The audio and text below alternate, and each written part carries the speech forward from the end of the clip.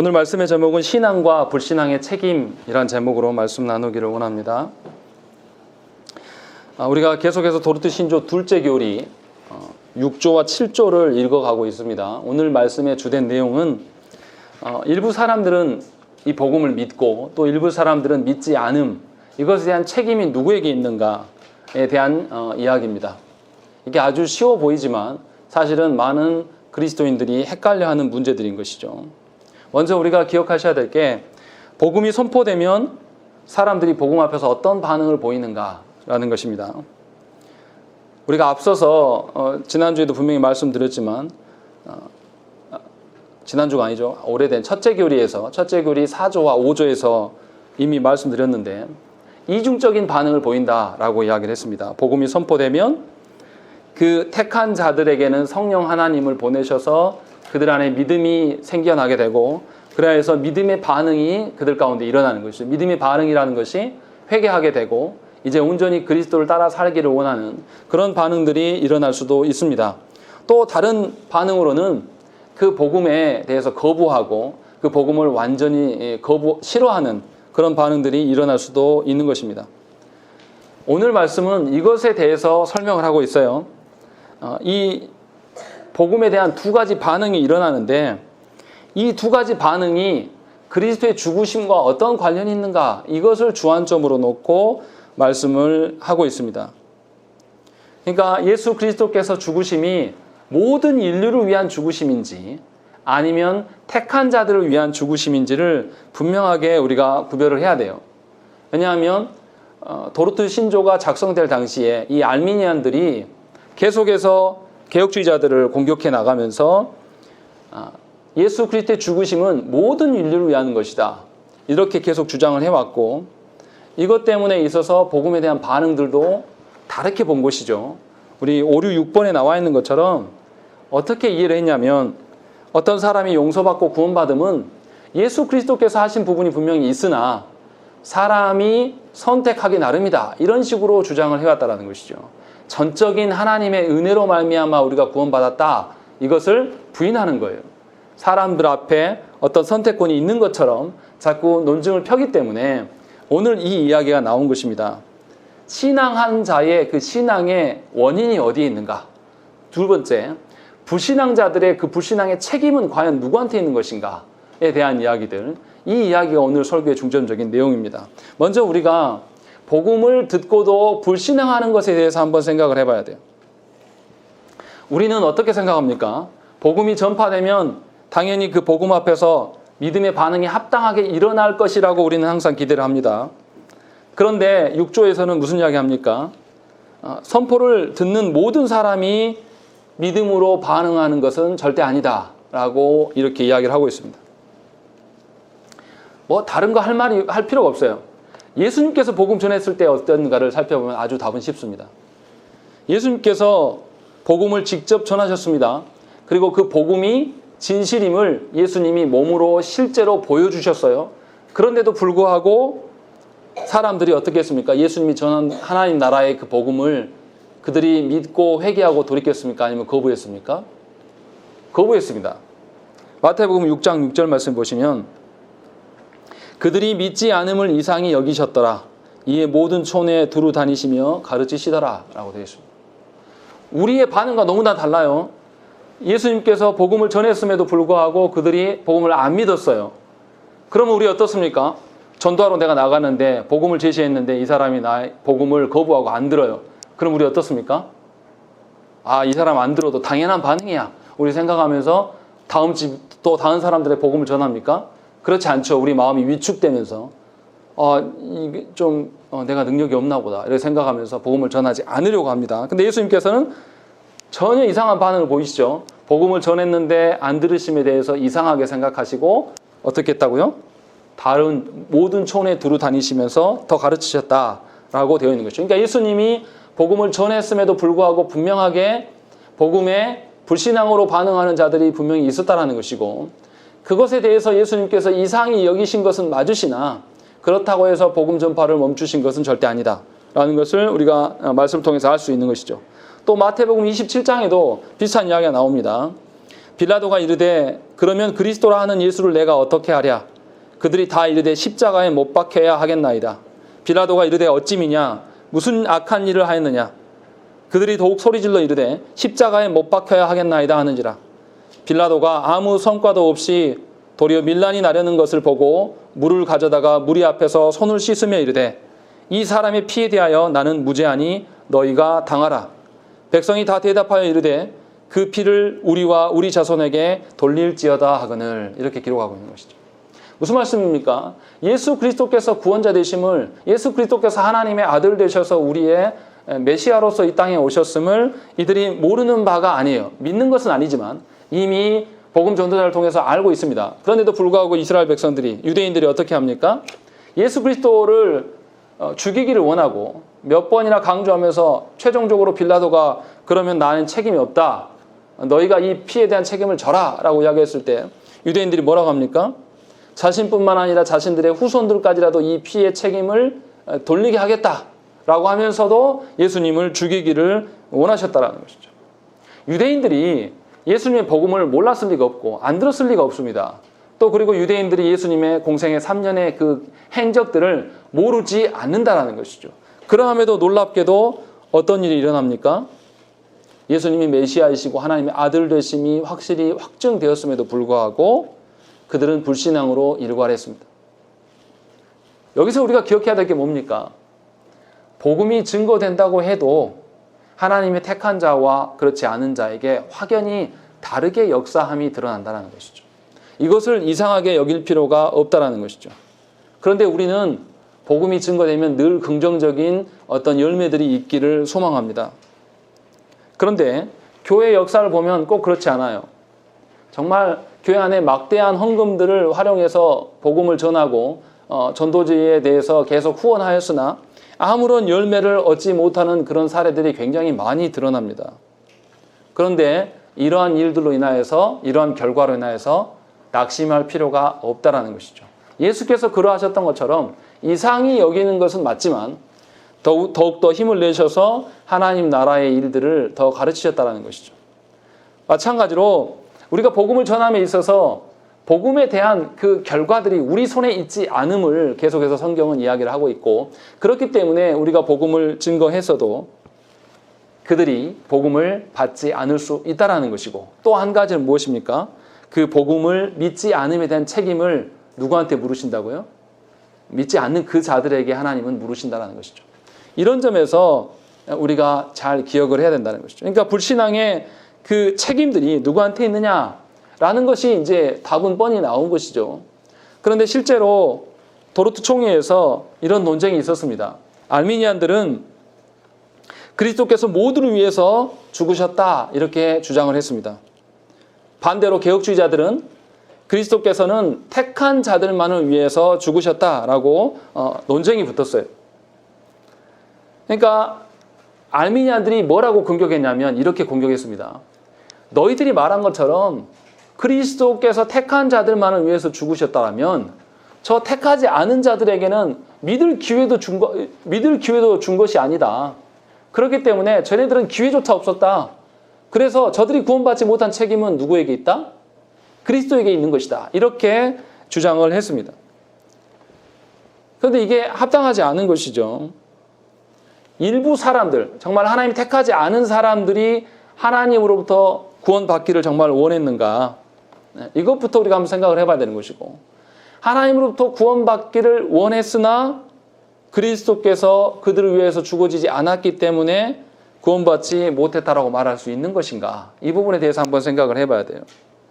그래서 구원받지 못한 사람들 중에 그 사람의 잘못이 아니라 그리스도의 잘못으로 인하여서 지옥에 간다고 설명하는 자들이 누구냐면 알미니안들이에요. 그렇게 설명을 합니다. 근데 이것은 개혁주의자들의 가르침을 약간 오해하는 것입니다. 6조에 분명히 뭐라고 하시냐면 그리스도께서 십자가에서 제공해 주신 희생 제사에 결점이나 부족이 있는 것이 아니다라고 분명하게 밝히고 있습니다.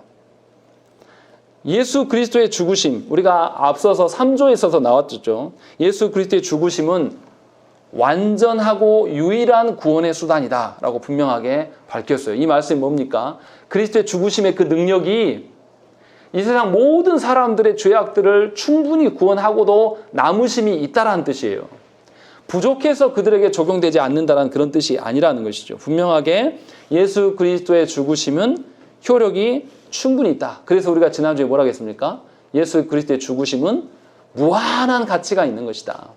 우리가 생각하는 것처럼 세상의 가치가 예수 그리스도의 죽으신 가치보다 더 커 보이는 그런 개념이 아니라 예수 그리스도의 죽으심의 그 가치는 무한한 것이고 모든 피조 세계를 회복하고도 남음이 충분히 있는 것이다 라고 이야기를 하는 것이죠. 그러니까 결론은 뭡니까? 예수 그리스도의 그 십자가의 죽으심의 사건은 모든 인류를 구원하고도 남음이 있는 능력이 있어요. 다만 모든 죄인들 가운데 모두가 구원받는 것은 아니에요. 하나님의 택한 자들. 그래서 택하지 않은 이 복음을 받아들이지 않는 자들의 구원받지 못한 책임은 누구에게 있다? 그들 자신에게 있다라는 것이죠. 그러니까 그들이 믿지 않았기 때문에 멸망당한다는 것이죠.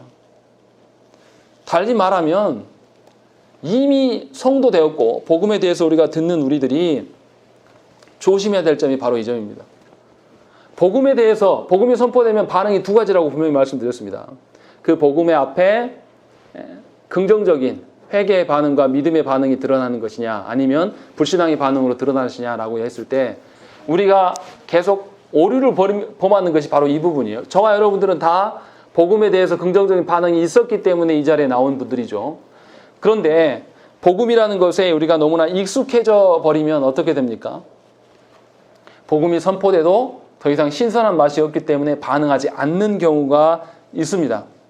그러나 6조에서 지금 강조하는 것은 뭐냐면 복음이 선포되었을 때에 그에 대한 반응의 책임이 누구한테 있다는 거죠? 그 개인에게 있다라고 지금 말씀하고 있는 거예요. 그러니까 이미 믿었던 우리들이 복음의 선포가 이 설교를 통해서 드러날 때에 합당한 반응이 우리에게 일어나는 것은 그냥 일어나도 되고 안 일어나도 되고 이런 게 아니에요. 반드시 합당한 반응이 우리 가운데 있어야 된다는 것이죠. 이것이 의무라는 점을 저와 여러분들이 분명히 아셔야 되는 거예요. 복음에 대한 이야기들, 예수 그리스도의 십자가 사건에 대해서 우리가 교회 안에 있었기 때문에 아주 많이 들어왔습니다. 그래서 우리 안에 또 식상한 그리스도의 십자가의 어떤 것인가? 라고 생각할지도 몰라요. 그러나 놀라운 것은 뭐냐면 한국교회 성도들이 그리스도의 그 죽으심의 가치와 그리스도의 그 순종하심의 방편과 그리스도의 그 행하심의 효력을 실제로 알고 누리고 사는 분들이 과연 몇 분이나 될까요? 많지 않다라는 것입니다. 제가 드리고 싶은 이야기는 뭐냐면 삼위 하나님께서 그리스도를 통해서 당신의 구원 사역을 이루심의 그 깊이와 크기와 넓이는 우리가 상상하는 것 이상으로 다양하고 깊습니다. 그러면 저와 여러분들이 그 복음이 선포될 때마다 그 의미를 바르게 알고 깊이 이해하기 위한 몸부림이 우리 가운데 있어야 되는 것이고 그것을 하나님께 간구해야 돼요.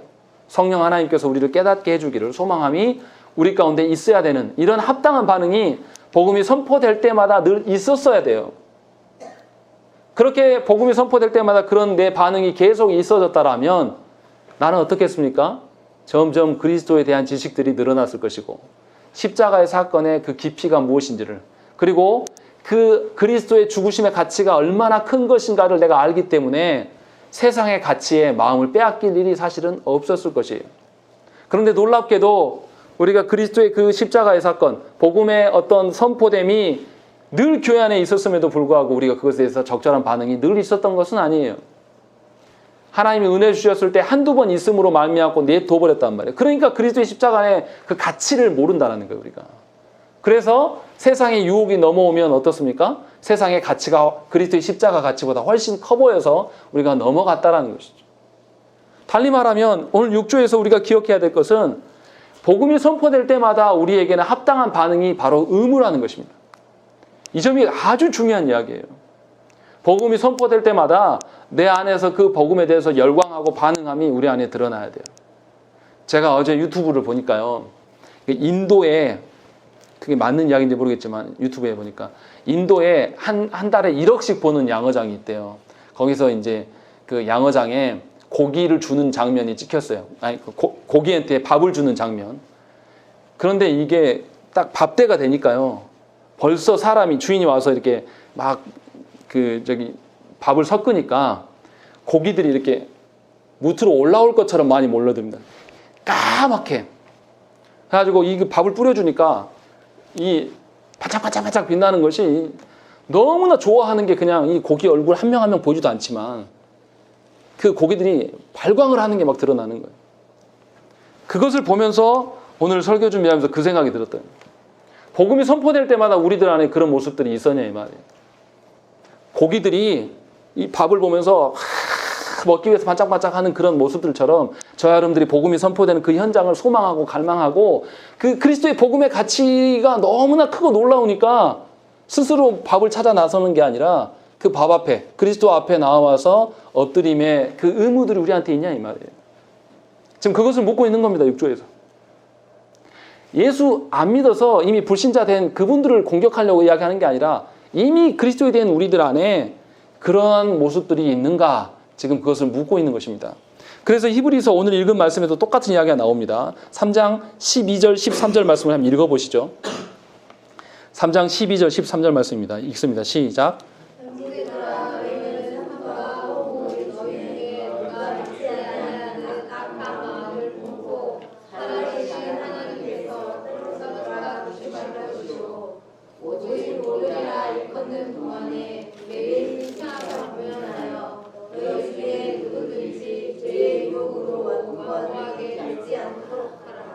예, 히브리서 기자가 지금 이야기하는 게 뭡니까? 오늘이라 일컫는 동안에 네 자신을 살피라는 거죠. 그러니까 오늘 중에 네가 하나님의 그 은혜 가운데 그리스도 안에 있었는지 혹은 죄의 유혹으로 인하여서 넘어가지 않도록 너희를 살피고 점검하라는 거죠. 이걸 어떻게 하라고요? 매일 하라는 거예요. 이게 히브리서 기자가 우리에게 강조하는 것입니다. 그러니까 우리 안에 날마다 복음에 대한 합당한 반응이 일어나야 되는 거예요. 식상하고 질려버린 그런 거. 그리스도께서 하나님 되신 그리스도께서 우리에게 행하심이 그렇게 단순하고 단촐하고 금방 식상해지는 그런 정도의 것이라면 하나님이 아니시겠죠. 그러나 하나님 되신 그분이 우리에게 행하심의 그 크기와 깊이는 어마어마합니다. 우리가 몰라서 그것을 식상해하는 것뿐이지 사실은 하나님께 그리스도의 그 순종하심에 대해서 면밀히 살펴볼 필요가 있는 거예요. 우리의 영혼의 뿐만 아니라 우리 육신의 삶에 그리스도의 죽으심이 어떻게 관여하게 되고 또 우리가 구원이라고 일컫는 것이 단지 죽어서 가는 하나님 나라가 아니라 이 땅 안에서 내가 살아가는데 어떤 영향을 미칠 것인가 이런 것까지 면밀히 다 살피면 헤아리고 살펴야 될 게 너무나 많아요. 그러니까 그리스도인들은 계속해서 그리스도의 어떠함을 알기 때문에 내 삶의 하나하나의 사건들에 그리스도의 가치를 계속 대입해보면서 살아갈 수밖에 없고 생각하게 되어 있다는 것이죠. 이것이 저와 여러분들의 합당한 반응으로서의 의무예요. 신자가 그렇게 살아간다라면 우리가 이단에 넘어갈 일이 뭐가 있겠습니까? 신자가 그렇게 살아간다라면 이단은 관두고 세상의 가치에 우리가 유혹당하면서 세상에 끌려가서 세상의 돈의 노예 아니면 세상의 어떤 권세의 노예 이런 식으로 살아갈 리가 있겠냐 이 말이죠. 그럴 수 없다라고 지금 성경은 우리한테 이야기를 하고 있는 거예요. 그리고 두 번째는 뭐냐면 불신앙에 대한 반응들 말고 이제 믿음의 반응들을 한번 생각해봐요. 7조에 대한 이야기죠. 믿음의 반응들을 한번 생각을 해봐야 되는데 믿음의 반응이 사람의 자유의지로 인한 것인가 아니면 하나님의 은혜인가 이것을 묻고 있습니다. 한 영혼이 설교에 반응하는 것이 은혜입니까? 아니면 그 사람의 의지입니까? 누가 믿은 것입니까? 네, 사람이 믿은 거죠. 여러분이 믿은 거잖아요. 그래서 우리가 자유의지라고 말할 수도 있습니다. 실제로 많은 성도들이 그렇게 생각을 해요. 그런데 성경에서 그렇게 이야기하지 않습니다. 수차례 설교해 와서 아시겠지만 성경에서는 자유의지라고 말하지 않아요. 하나님의 은혜라고 이야기합니다. 에베소서 2장 8절 말씀 보시면 너희는 그 은혜에 의하여 믿음으로 말미암아 구원을 받았으니 이것은 너희에게서 난 것이 아니요 하나님의 선물이라 라고 이야기하는 것입니다. 우리 믿게 된 것의 근원이 나의 어떠함 때문에 믿어지는 것이 아니에요. 그렇다면 우리의 믿음은 불완전한 것입니다. 왜요? 내 마음은 어떠니까? 하루에도 12번씩, 뭐 12번이 뭡니까? 한 뭐 100 몇 번씩. 계속 바뀌잖아요. 오르락 내리락 하면서. 그러니까 나의 어떠함을 통해서 우리의 구원을 이야기를 하면 우리의 믿음이라는 것이, 우리의 구원이라는 게 굉장히 불완전한 거예요. 그런데 성경에서는 뭐냐면 하나님의 은혜다. 그리고 너희에게서 난 것이 아니고 하나님으로부터 온 것이다 라고 계속 이야기를 하고 있는 거예요. 그러니까 우리가 복음에 대하여서 반응하여서 믿게 된 것은 순전히 하나님의 선물이라고 이야기를 합니다. 빌립보서 1장 29절에도 비슷한 이야기가 나와요. 그리스도를 위하여 너희에게 은혜를 주신 것은 다만 그를 믿을 뿐 아니라 또한 그를 위하여 고난도 받게 하려 하심이라 라고 되어 있는 것이죠. 그러니까 하나님께서 우리에게 주어진 그 은혜로 말미암아 우리가 구원을 받았기 때문에, 우리의 믿음의 어떠함을 우리가 발현되었기 때문에 예수 그리스도로 인하여서, 예수 그리스도를 위하여서 우리가 죽음에 이르는 상황에 있어도 변함없이 그 은혜 가운데 머물 수 있게 될 것이다 라고 이야기를 하고 있는 것이죠. 그러니까 정리하면 이런 것이죠. 앞에 이야기했던 것들, 지금까지 이야기했던 걸 총 정리하면 이런 거예요. 불신앙의 책임은 누구한테 있는 것입니까? 사람에게, 각 개인에게 있는 것입니다. 반면에 우리의 믿음에 대한 반응은 어떤 것으로 인한 것이죠? 하나님으로부터 온 하나님의 은혜라는 것입니다.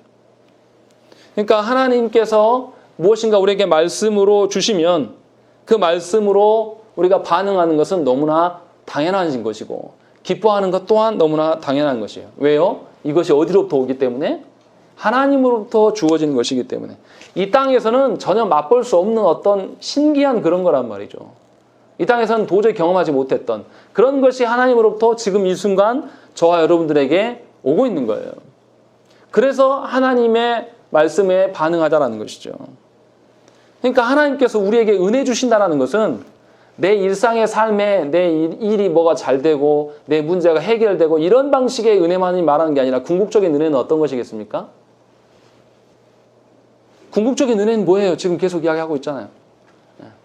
복음이 선포되어서 우리 가운데 그 복음에 대해서 반응하게 하시는 이 은혜, 이 은혜가 가장 강력한 것이고 가장 우리에게 빈번하게 일어나는 것이고, 신자라면 누구나에게 다 일어나는 이야기예요. 그러면 은혜를 이야기할 때 어떤 은혜를 이야기해야 되겠습니까? 누구나 다 일어나는 그 은혜를 이야기해야 되겠습니까? 아니면 신비적으로 누구에게만 일어나는 그 은혜를 이야기해야 되겠습니까? 누구나, 성도라면 누구나 다에게 일어나는 그 은혜를 이야기하는 게 너무나 합당한 거예요. 그런데 우리들은 어떻습니까? 남에게 일어나지 않는 나에게 일어난 어떤 은혜만을 강조해요. 한번 우리 중에 뭐 그런 이야기 있으면 한번 해보세요. 내가 하나님께 기도했더니 뭐 돈을 뭐 어쨌다, 뭐 건강을 어쨌다. 그렇게 하면 어떻게 해요? 저는 그러더라고요. 그런 간증을 들으면 질투나고 기분이 나빠요. 뭐 지금 그런 간증 안 듣지만 그런 간증 들으면 왜 맨날 성공한 사람만 간증해? 실패한 사람도 간증해야지. 실패해도 나는 하나님을 떠나지 않고 내가 지질이 못 살아도 나는 여전히 하나님 은혜 가운데 있어야 된다. 난 그렇게 산다. 이런 간증도 있어야 되는데 왜 교회에서는 그런 간증 안 하지? 간증만 하면 기분이 나빠요. 나한테는 없거든. 하나님이 그런 은혜를 가지고 우리에게 성도됨의 차이를 두시겠냐 이 말이에요. 우리가 성도 되었다라고 이야기하는 것은 하나님의 말씀에 대한, 하나님의 복음에 대한 동일한 반응으로 된 자들이에요. 그렇기 때문에 우리에게 주어진 은혜의 어떠함이 무엇인가를 바르게 이해해야 됩니다. 그런데 알미니안들이 은혜를 다르게 설명을 했습니다. 알미니안들은 개혁주의자들처럼 은혜라는 말을 사용하지 않았습니다. 다른 의미로 은혜를 사용했습니다. 알미니안들은 하나님께서 율법을 주셨기 때문에 율법에 대해 순종하여 지킴으로 하나님의 자녀가 될 수 있었다고 믿었습니다. 하지만 사람이 극복할 수 없는 큰 장애물들이 바로 율법이기 때문에 그리스도께서 십자가에서 죽으심으로 죗값을 지불하심으로 장애물을 제거하셨다고 주장했습니다. 이게 무슨 말입니까? 우리가 계속 해왔던 이야기죠. 하나님이 우리 사람과 언약을 맺으셨어요. 그 언약의 조항들이 율법으로 남겨두셨고, 근데 이 율법을 하나님이 지킬 줄 알았는데 사람이 그거보다 더 형편이 없었다는 거예요. 못 지켰습니다. 그래서 성부 하나님께서 아차 싶어서 새로운 계약을, 새로운 언약을 맺기 위해서 그리스도를 보내신 것이다. 이렇게 설명하는 거예요, 알미니안들은. 그래서 그리스도의 십자가의 사건이 전적으로 우리의 구원의 근원이 됐다 이런 뜻이 아니라 사람과 하나님에게 다시 계약을 맺을 수 있는 기회만 주신 것이다 이렇게 보는 거예요, 이 사람들은. 그래서 그리스도께서 십자가의 죽으심으로 말미암아 율법이라는 그 장애물을 하나님과 사람 사이에 걷어주심으로 말미암아서 새 계약, 믿음의 문제만 남게 되었다. 근데 그 믿음의 문제는 하나님께 속한 것이 아니라 누구에게 속한 것이다? 사람에게 속한 것이다 라고 알미니안들이 주장을 했어요. 그러니까 알미니안들의 은혜는 어디까지의 은혜입니까? 하나님과 사람이 처음 맺었던 그 율법에 대한 언약, 이것이 지켜지지 않아서 이것을 예수님께서 오셔서 십자가에 죽으심으로 말미암아 이것을 파기시키고 새로운 계약을 맺게 하시는 데까지만의 은혜예요. 알미니안들이 말하는. 그러면 알미니안들이 하나님의 은혜로 말미암아 구원받았다 이렇게 말할 수 있을까요? 없을까요? 말을 할 수 있으나 우리가 의미는 달라요. 우리는 전적으로 하나님의 은혜로 말미암아 구원받았다라고 해요. 하나님의 은혜면 충분하다라고 생각해요. 근데 알미니안들은 어떻게 되는 거죠? 하나님의 은혜 플러스 뭐가 있어야 돼요? 나의 선택, 나의 의지가 있어야 된다 이렇게 말하는 것이에요.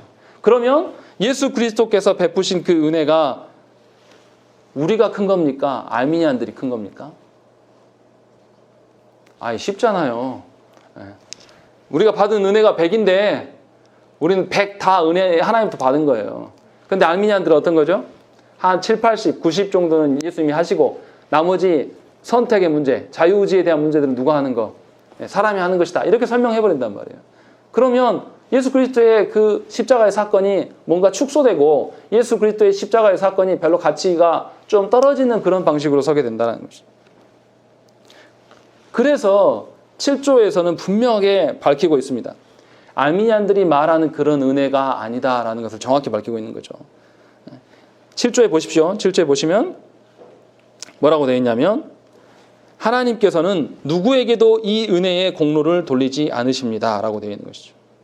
오직 그리스도 안에서 영원으로부터 그들에게 주어진 하나님의 은혜만을 통해서 준다라고 분명히 밝히고 있는 것입니다. 그러니까 예수 그리스도 안에서 영원으로부터 우리에게 하나님의 은혜가 주어질 것이고 그것으로 말미암아서 우리가 구원의 은총을 누리며 살아가는 것입니다. 그러니까 알미니안들이 말하는 은혜라는 것은 과거의 은혜입니까? 현재의 은혜입니까? 이거 쉽잖아요. 하나님과 사람의 첫 계약을, 첫 언약을 파기시켜가지고 이것에 대한 책임을 져야 돼요. 근데 예수 그리스도께서 대신 십자가에서 해결하셔버렸어요.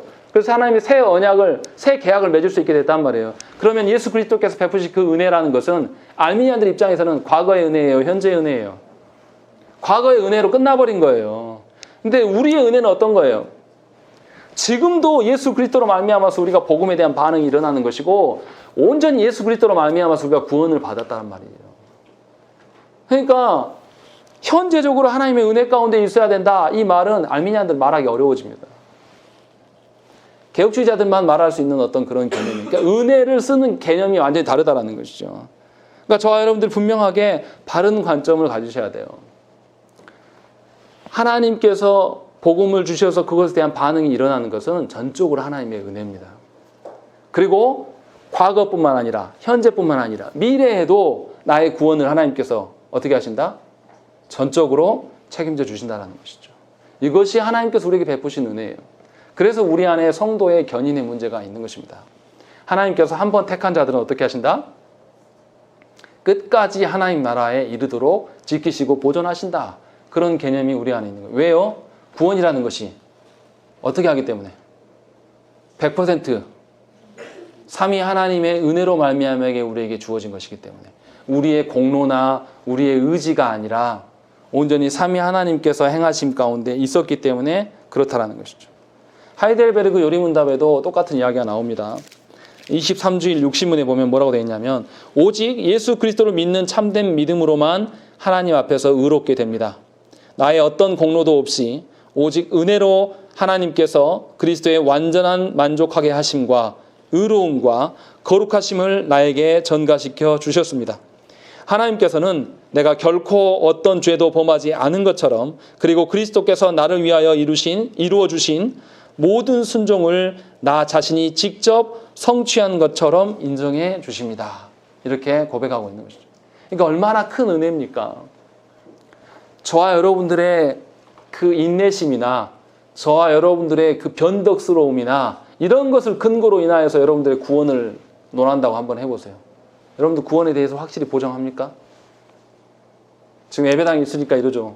저 문을 열고 나갔는데 차가 찌그러져 있어요. 그럼 제가 어떻게 하겠습니까? 성격이 불같이 일어나면서 내 마음도 내가 제어하지 못하지 않게 그렇게 되지 않겠습니까? 그렇게 요동하는 인간이에요.